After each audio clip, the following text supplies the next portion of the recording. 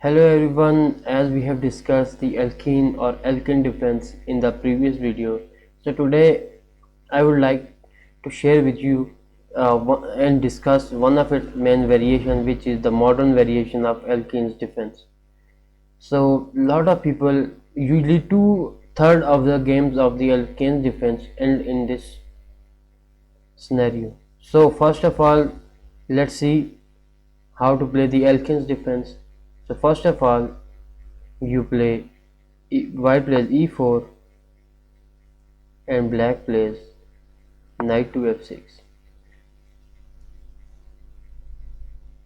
So white moves further in order to deflank the knight and to get and this some good position in the center. So black moves is knight to d5 and white develops the pawn to d4.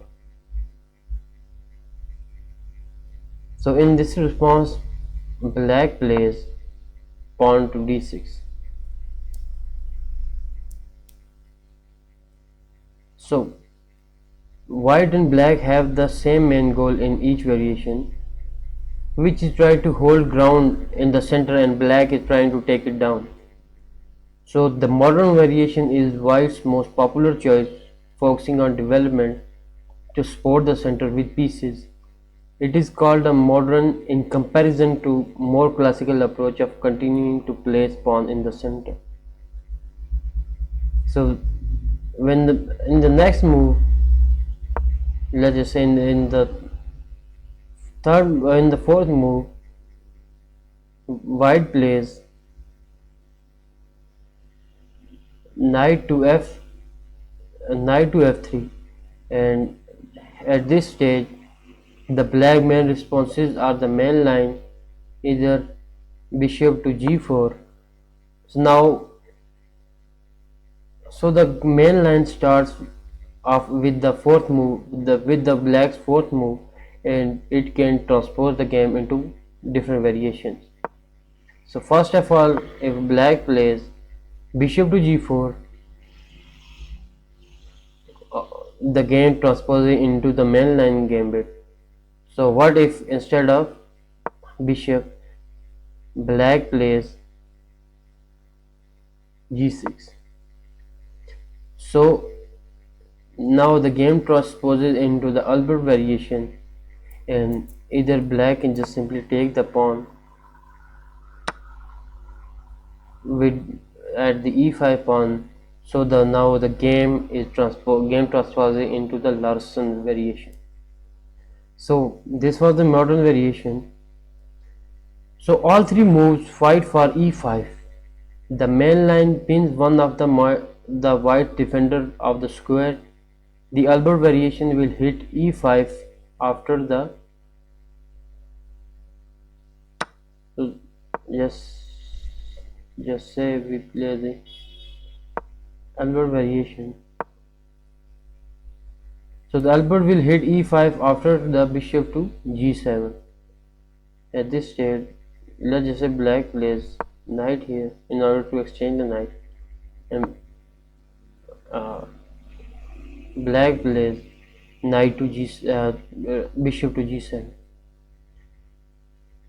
So and the Larsen variation simply captures white's occupant of the square.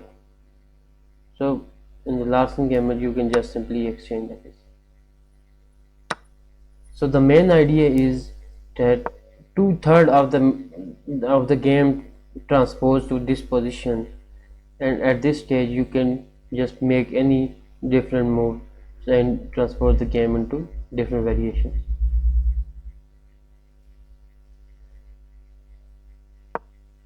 So there is some other variations of the Alekhine'S defense, where instead of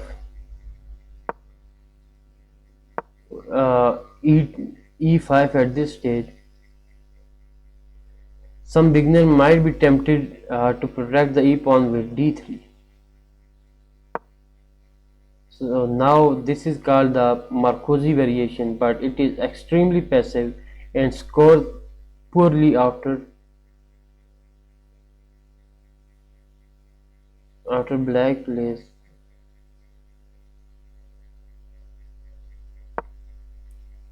e5.